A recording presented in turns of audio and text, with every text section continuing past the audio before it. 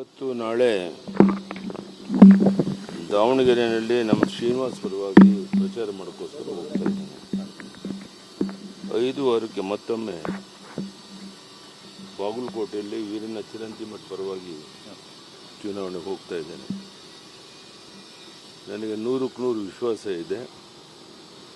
ಎರಡೂ ಕ್ಷೇತ್ರದಲ್ಲಿ ಬಹಳ ದೊಡ್ಡ ಅಂತರದಲ್ಲಿ ನಮ್ಮ ಇಬ್ಬರು ಅಭ್ಯರ್ಥಿಗಳು ಗೆಲ್ಲೋರಿದ್ದಾರೆ. ಕರ್ನಾಟಕ ರಾಜ್ಯದಲ್ಲಿ ಭ್ರಷ್ಟಾಚಾರ ತಾಂಡವಾಡ್ತಾ ಇದೆ. ಜನಹಿತವನ್ನು ಸಂಪೂರ್ಣ ಮರೆತು ಒಂದು ರೀತಿ ತೊಗಲಕ್ ದರ್ಬಾರನ್ನು ಸಿದ್ದರಾಮಯ್ಯನವರು ನಡೆಸ್ತಾ ಇದ್ದಾರೆ. ಅಜೀರ್ಣ ಆಗುವಷ್ಟು ಬಹುಮತ ಈಗಾಗಲೇ ಇದೆ. ಮತ್ತೊಮ್ಮೆ ಚುನಾವಣೆಯನ್ನು ಗೆದ್ದರೆ ಅಧಿಕಾರ ಮತದಿಂದ ಇನ್ನೂ ಹೆಚ್ಚು ಭ್ರಷ್ಟಾಚಾರಕ್ಕೆ ಅವಕಾಶ ಕೊಟ್ಟಂತಾಗುತ್ತೆ. ಅದಕ್ಕಾಗಿ ನಾನು ಕೈ ಜೋಡಿಸಿ ಎರಡೂ ಕ್ಷೇತ್ರದ ಮತದಾರರಲ್ಲಿ ಪ್ರಾರ್ಥನೆ ಮಾಡ್ತೇನೆ.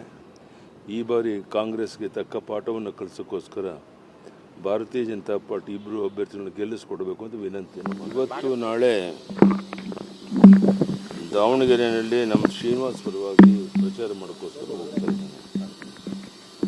5 ಮತ್ತೊಮ್ಮೆ ಬಾಗಲಕೋಟೆಯಲ್ಲಿ ವೀರಣ್ಣ ಚಿರಂತಿಮಠ ಪರವಾಗಿ ಚುನಾವಣೆಗೆ ಹೋಗ್ತಾ ಇದ್ದೇನೆ.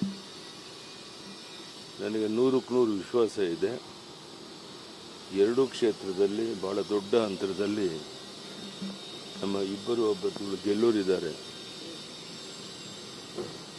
ಕರ್ನಾಟಕ ರಾಜ್ಯದಲ್ಲಿ ಭ್ರಷ್ಟಾಚಾರ ತಾಂಡವಾಡ್ತಾ ಇದೆ.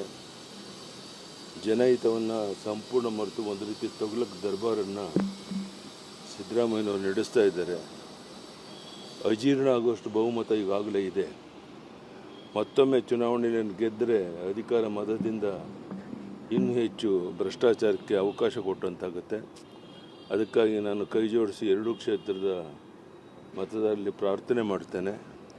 ಈ ಬಾರಿ ಕಾಂಗ್ರೆಸ್ಗೆ ತಕ್ಕ ಪಾಠವನ್ನು ಕಲಿಸೋಕ್ಕೋಸ್ಕರ ಭಾರತೀಯ ಜನತಾ ಪಾರ್ಟಿ ಇಬ್ಬರು ಅಭ್ಯರ್ಥಿಗಳನ್ನು ಗೆಲ್ಲಿಸ್ಕೊಡ್ಬೇಕು ಅಂತ ವಿನಂತಿ.